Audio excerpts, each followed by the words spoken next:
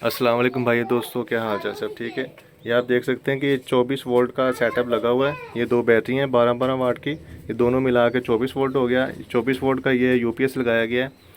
और ये आप देख सकते हैं कि एमपीपीटी 80 एम्पेयर का लगा हुआ है, लेकिन ये एमपीपीटी इस वक्त दे रहा है 7 एम्पेयर।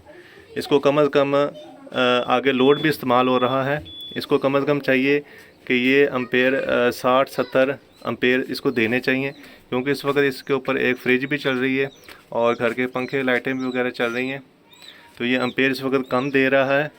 ये सेटअप मैं चेक करने के लिए आया था, तो भाई को मशवरा दिया है कि इसकी सील लगी हुई है और इसकी 1 साल की वारंटी भी है, तो इसको आप तब्दील करवा लें ताकि ये जो मसला हो सकता है एमपीपीटी के अंदर हो तो ये ठीक हो सकता है। बाकी इसमें चेक किया है हमने, सोलर की तारें जो हैं वो आपस में जोड़ के चेक की हैं, करंट फुल आ रहा है और आगे बैटरी चार्जिंग है वो भी हो रही है, लेकिन सिर्फ 5 एम्पेयर से बैटरी चार्जिंग हो रही है।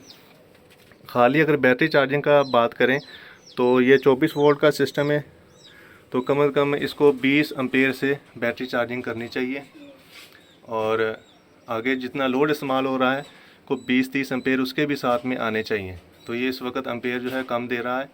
या आप इसके ऊपर देखें, ये जो 45 वोल्ट लिखा हुआ है ये बैटरी के वोल्ट बता रहा है। जो वोल्ट ऊपर से आ रहे हैं हमारे सोलर से जो आ रहे हैं ये वो वोल्ट बता रहा है। बाकी इसका यही हल है कि इस एमपीपीटी को तब्दील करवा लिया जाए। हो सकता है एमपीपीटी के अंदर कोई मसला हो। वीडियो को लाइक और शेयर कर दें। अल्लाह हाफ़िज़।